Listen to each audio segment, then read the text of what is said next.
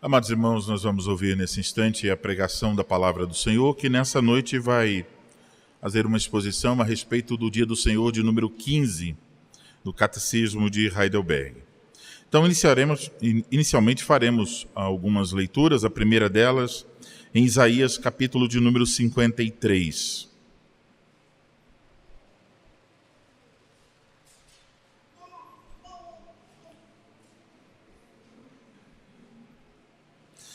Isaías 53. Quem creu em nossa pregação? E a quem foi revelado o braço do Senhor? Porque foi subindo como renovo perante ele, e como raiz de uma terra seca. Não tinha aparência nem formosura. Olhámo-lo, mas nenhuma beleza havia que nos agradasse. Era desprezado e o mais rejeitado entre os homens, homem de dores e que sabe o que é padecer. E como um de quem os homens escondem o rosto, era desprezado, e dele não fizemos caso. Certamente ele tomou sobre si as nossas enfermidades e as nossas dores, levou sobre si. E nós o reputávamos por aflito, ferido de Deus e oprimido. Mas ele foi traspassado pelas nossas transgressões e moído pelas nossas iniquidades. O castigo que nos traz a paz estava sobre ele, e pelas suas pisaduras fomos sarados.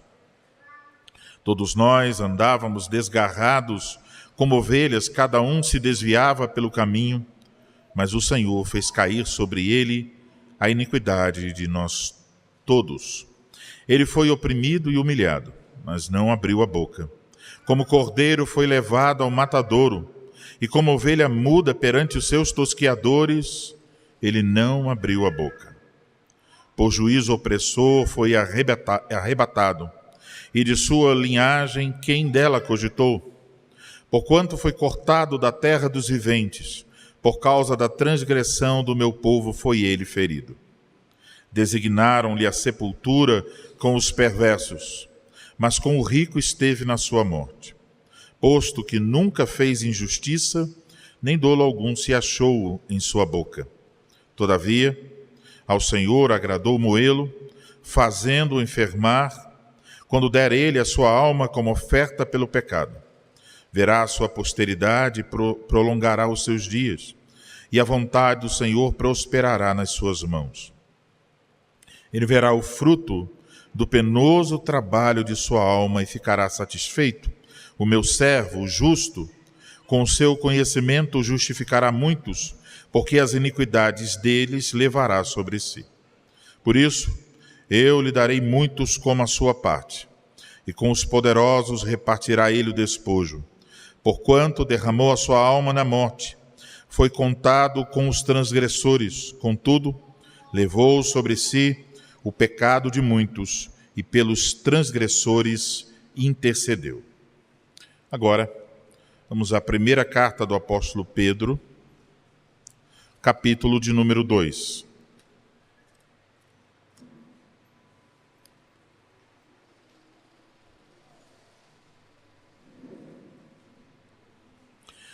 Vamos ler do versículo 18 ao 25, e devemos estar atentos ao fato que essa passagem está reverberando Isaías 53 em vários aspectos. Versículo 18, 2:18. Servos, sede submissos com todo temor ao vosso Senhor, não somente se for bom e cordato, mas também ao perverso. Porque isto é grato que alguém suporte tristezas, sofrendo injustamente por motivo de sua consciência para com Deus.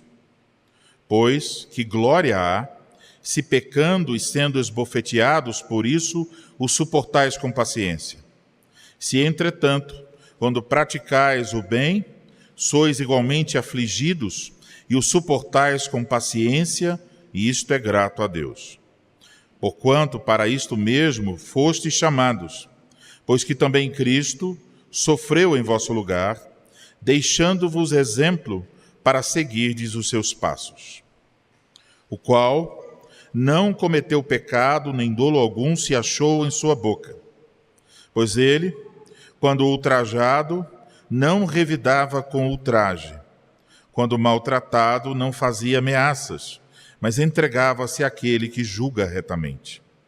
Carregando ele mesmo em seu corpo, sobre o madeiro, os nossos pecados, para que nós, mortos para os pecados, vivamos para a justiça. Por suas chagas fostes sarados. Porque estáveis desgarrados como ovelhas. Agora, porém, vos convertestes ao pastor e bispo da vossa alma. Agora vamos ao Catecismo de Heidelberg, Dia do Senhor, de número 15.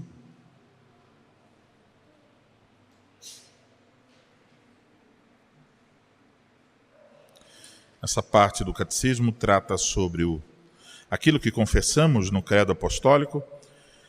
Então tem explicações aqui sobre os artigos relacionados ao sofrimento de Cristo, os quais confessamos no Credo Apostólico. Dia do Senhor 15, pergunta 37. O que você confessa quando diz que ele padeceu? Durante todo o tempo em que viveu sobre a terra, e especialmente no final, Cristo suportou no corpo e na alma a ira de Deus contra o pecado de toda a raça humana. Assim, por seu sofrimento como único sacrifício de expiação, ele redimiu o nosso corpo e a nossa alma da condenação eterna e conquistou para nós a graça de Deus, a justiça e a vida eterna. Pergunta de número 38. Por que ele padeceu sob o julgamento de Pôncio Pilatos? Resposta. Embora inocente, Cristo foi condenado por um juiz terreno, e assim ele nos livrou do severo juízo de Deus que haveria de cair sobre nós. Pergunta 39. Há algum sentido especial em Cristo ter sido crucificado e não ter morrido de outro modo? Resposta. Sim. Por causa disso, tenho a certeza de que ele levou sobre si a maldição que estava sobre mim, pois quem era crucificado era maldito de Deus. Agora, irmãos, vamos voltar a 1 Pedro, capítulo 2, e olhar especificamente para o texto da pregação, versículos 22 a 25. 1 Pedro 2, versículos 22 a 25. Referindo-se ao Senhor Jesus Cristo, o apóstolo escreve: o qual não cometeu pecado, nem dolo algum se achou em sua boca. Pois ele, quando ultrajado, não revidava com ultraje. Quando maltratado, não fazia ameaças, mas entregava-se àquele que julga retamente. Carregando ele mesmo em seu corpo, sobre o madeiro, os nossos pecados, para que nós, mortos para os pecados, vivamos para a justiça. Por suas chagas fostes sarados, porque estáveis desgarrados como ovelhas. Agora, porém, vos convertestes ao pastor e bispo da vossa alma. Até aí a leitura da palavra do Senhor. Nós vamos orar mais uma vez, pedir a bênção do Senhor.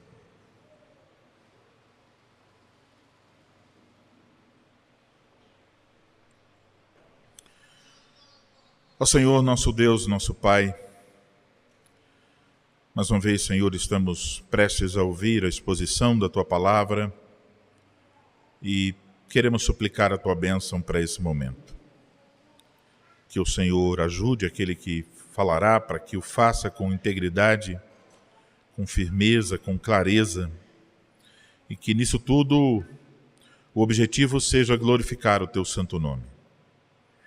Ilumina o entendimento de cada ouvinte para compreender a Tua Palavra, para receber o Santo Evangelho e para estar encorajado pelo Teu Espírito Santo a responder adequadamente ao que o Senhor nos ensina. Nós oramos e pedimos isso em nome do Senhor Jesus Cristo. Amém.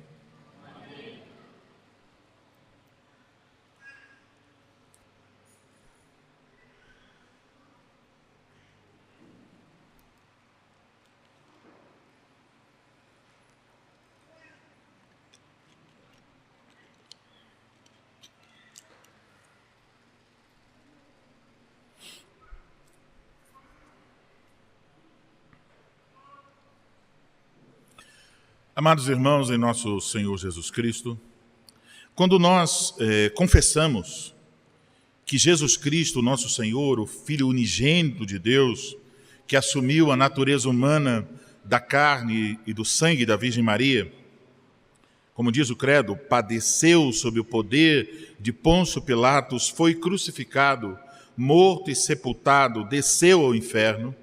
Quando confessamos isso, estamos confessando algo a respeito do sofrimento e da morte do nosso Senhor Jesus Cristo. Estamos confessando que ele se humilhou intencionalmente para nos salvar dos nossos pecados, tomando sobre si os nossos pecados, para nos livrar da morte eterna. Quando nós chegamos ao texto da carta de Pedro nessa noite, nós encontramos esta mesma realidade, este mesmo ensino. Os versículos 22 a 25 também nos ensinam sobre o sofrimento e morte de Cristo em nosso lugar. Isso é o tema da pregação desta noite, o sofrimento e morte de Cristo em nosso lugar. E olhando para esses versículos, observaremos três coisas. A primeira, como se deu seu sofrimento e morte. A segunda, quais os benefícios do seu sofrimento e morte. E a terceira, quais as implicações do seu sofrimento e morte. Então, em primeiro lugar, veremos como se deu seu sofrimento e morte. Devemos observar o contexto. Por isso eu li desde o versículo 18. O assunto que o apóstolo Pedro vinha desenvolvendo em versículos anteriores na sua carta, na verdade, desde o capítulo 2, versículo 11, por exemplo, do 11 ao 17, ele escreveu sobre a necessidade de sermos submissos às autoridades.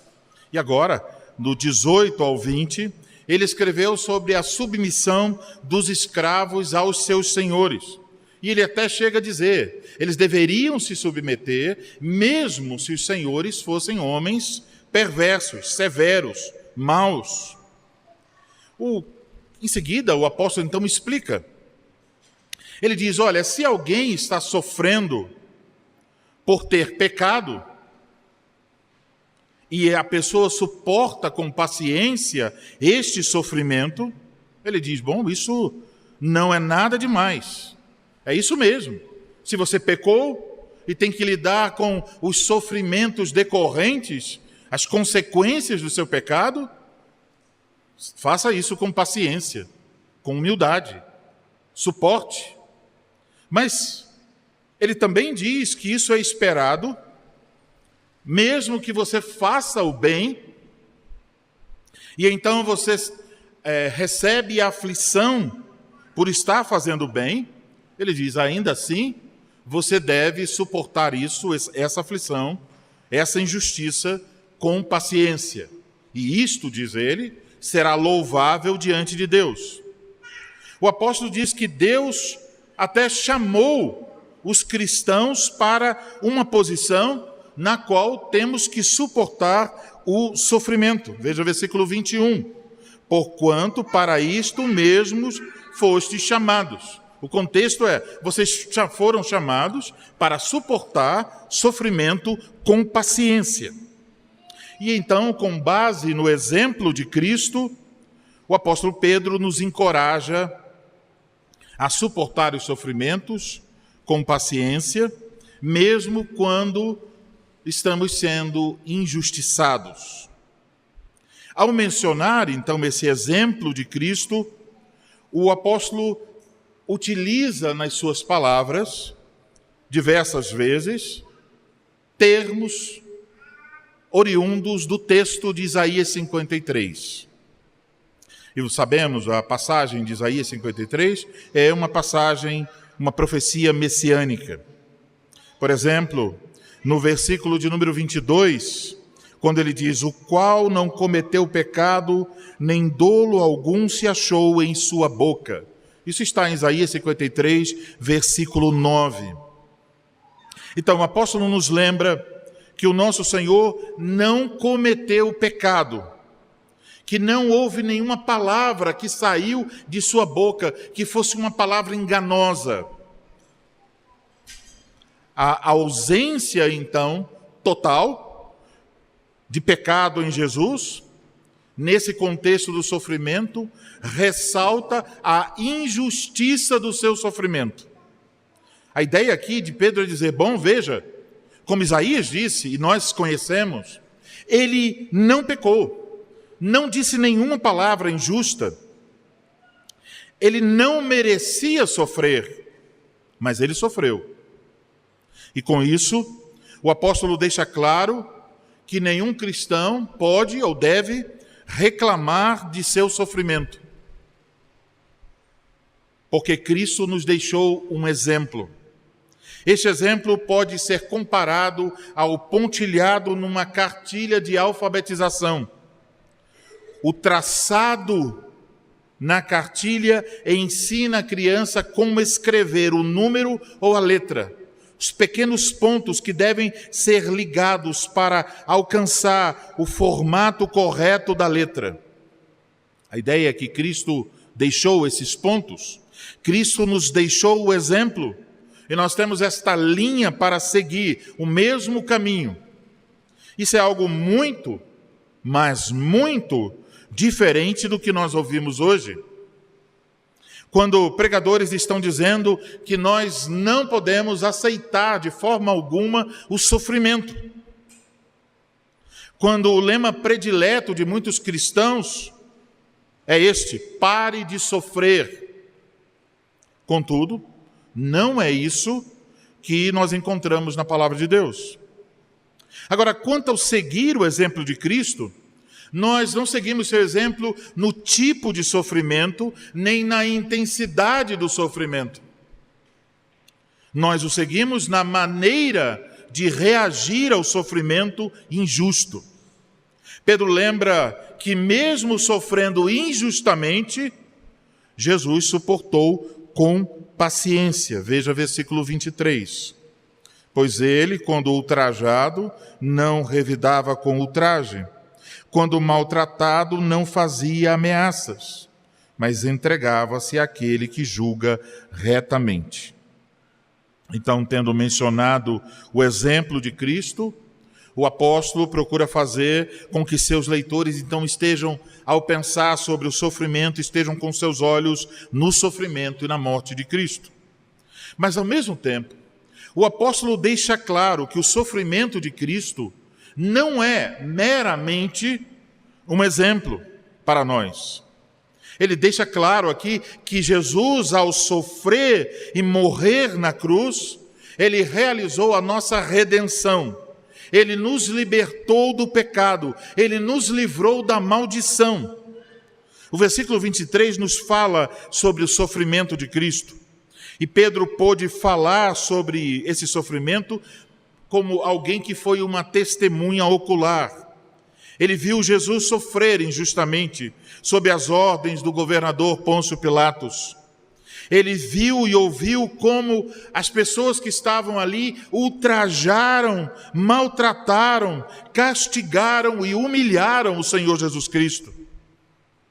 E na linguagem de Isaías 53, ele foi moído pelas nossas transgressões. Jesus foi castigado injustamente. Teve um julgamento injusto, mas ele se comportou como uma ovelha muda, levada ao matadouro. Ele não fez ameaças, mas ele entregou-se àquele que julga retamente. Jesus não invocou a ira de Deus sobre seus inimigos. Ele não exigiu uma retaliação da justiça de Deus. Jesus sabia que esta era a vontade do Pai e ele entregou-se completamente a esta vontade. Agora, o apóstolo descreve o sofrimento injusto que Jesus suportou como sendo algo que ele fez por nós. Lemos sobre isso no versículo 24. Carregando ele mesmo em seu corpo sobre o madeiro os nossos pecados, para que nós, mortos para os pecados, vivamos para a justiça, por suas chagas fostes sarados. Ele carregou os nossos pecados. Quando lemos isso, esse versículo 24, devemos entender, está cheio de significado. Primeiro, observe o seguinte, versículo 24, carregando ele mesmo. Tem uma ênfase aqui, talvez ainda mais ressaltada no texto grego, mas também perceptível no texto em português, carregando ele mesmo. Há uma ênfase no fato de que foi o próprio Senhor Jesus Cristo quem fez isso. Ele carregou os nossos pecados. Isso é para mostrar que esse ato de carregar os nossos pecados é um ato voluntário. Ele quis fazer isso. Ele se colocou nessa posição. Ele desejou ser o nosso Salvador. Ele mesmo. Ele quis e ele o fez de maneira ativa. Ele mesmo carregou os nossos pecados. Ele não estava obrigado a fazê-lo, mas o fez. Notamos também que diz que ele carregou os nossos pecados em seu corpo. É como se um peso tivesse sido colocado sobre ele.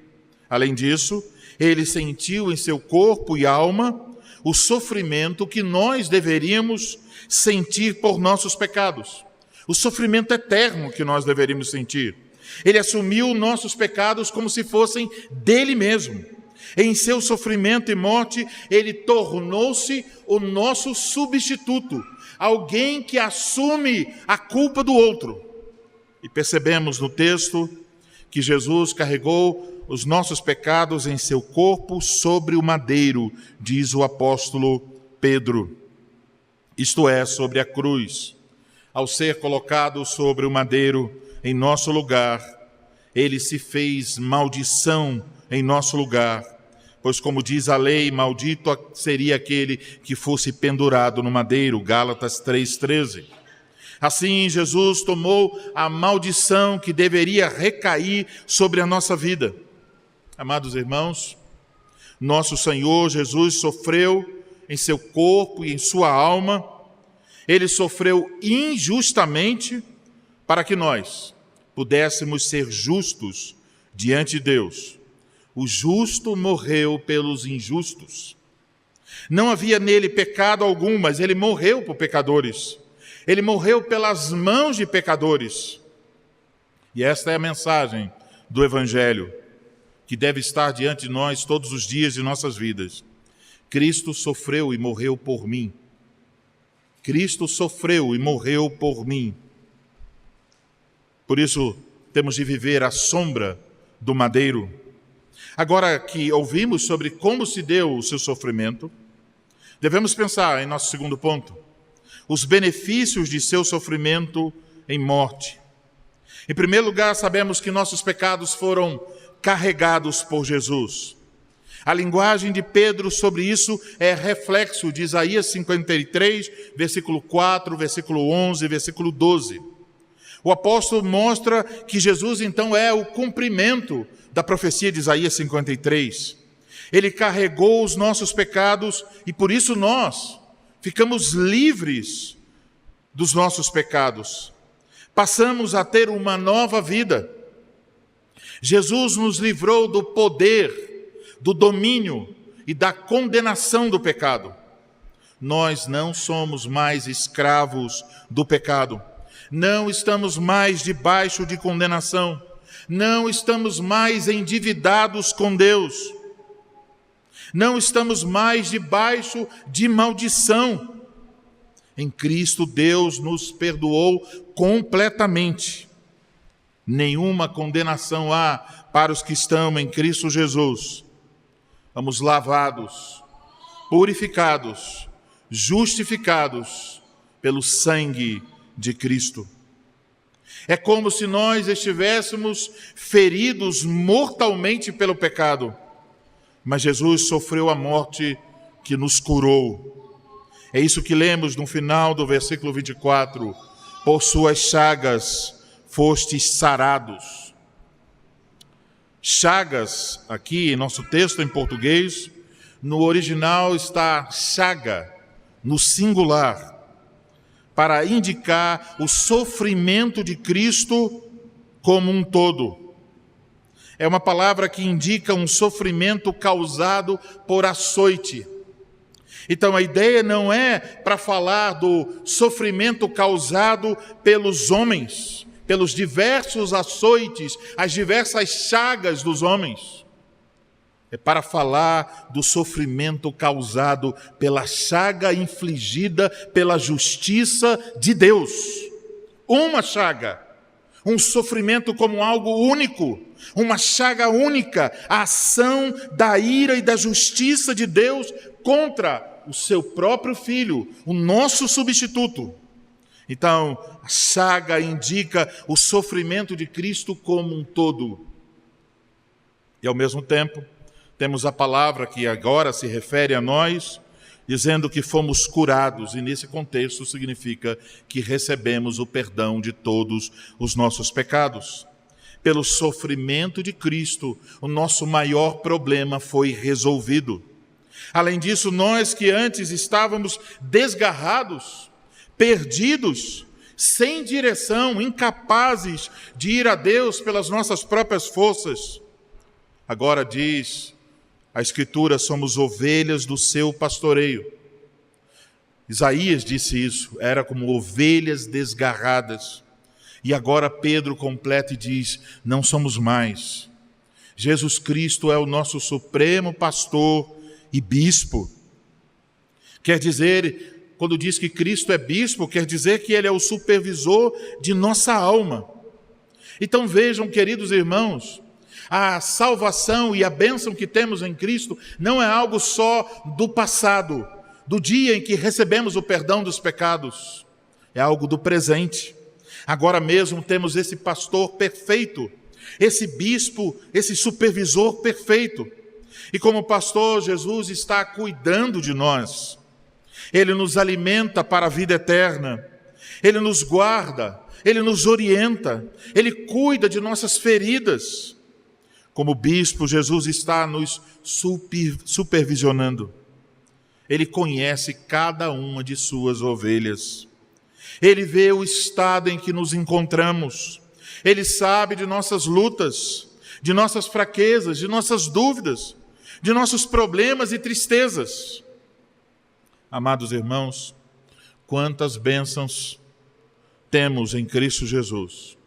Ele sofreu em nosso lugar para dar perdão completo de todos os nossos pecados. E agora Ele é o pastor e bispo da nossa alma. Isso nos mostra o quanto Ele nos ama. Nos mostra que nossa salvação não é algo inseguro. Temos todas essas bênçãos permanentes nele. E Ele não sofreu na cruz para nos deixar seguir a vida cristã sozinhos. Ele é o nosso pastor e bispo. Que grande consolo sabermos disso.